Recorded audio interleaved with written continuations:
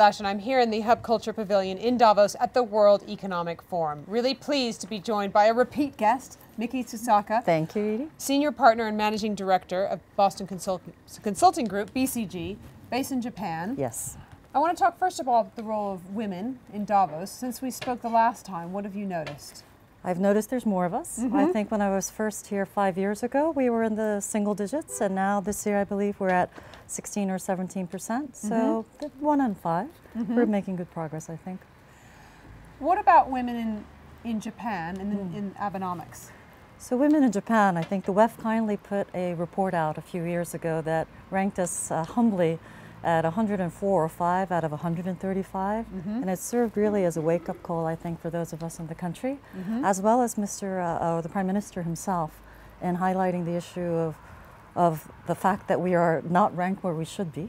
And this is specifically in terms of women in companies or women's? At large, I think. Large. It's the World Economic Forum Gender Report. And so in that regard, I think there's a lot of talk about Benomics at this Davos.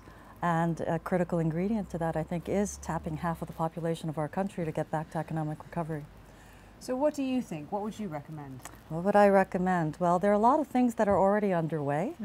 The Prime Minister has put out a target of 2020-30, which is 30% women in management roles by 2020. It's a bit of a stretch. I think arithmetically it'll be very difficult to get there. But to have a goal like that and make it visible, public, and open and transparent, I think, is the first step.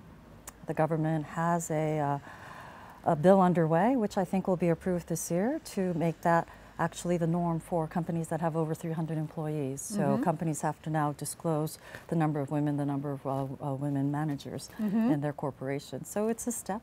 We're putting our money where our mouth is in terms of fixing taxes and tax reform to support dual income parents. And what's been the problem there? It's been penalized, actually. If you have a couple that is working, if the woman makes too much, they actually get penalized. So some of those tax changes, I think, are coming. And very importantly, we just don't have, as many developed countries do, an infrastructure to take care of young children. So the whole rallying cry to make sure that there is more care for younger children to enable women who want to go back to work, to let them do that, is also underway. So those are all the good things. But as I said, 2020-30 is a long way ahead. Don't know if we'll quite get there, but at least there's talk about it. And it's not just a women's issue, I think. Certainly in the business world where I operate, yeah, it's a man's issue. And I think us girls alone can't do it. So the whole he for she cry is very much, I think, alive and needed in Japan as well. What kind of reaction has Benomics been getting here at the WEF? It's been getting a lot of attention. I know there's a lot of currency stuff that's happened this past week. Yeah, absolutely. I was actually at a session this morning talking about the 3 arrows of the Benomics. Minister was there, a couple of CEOs. It's a very robust discussion, but an honest one too. And the typical half glass full, half empty piece. The half full piece, I think, is a recognition that there are these things underway. The fiscal and monetary policies, and now certainly the structural reforms. I think the question and the moose on the table perhaps is the pace of change. Again, similar to the women's issue per se, but will we get to where we need to fast enough?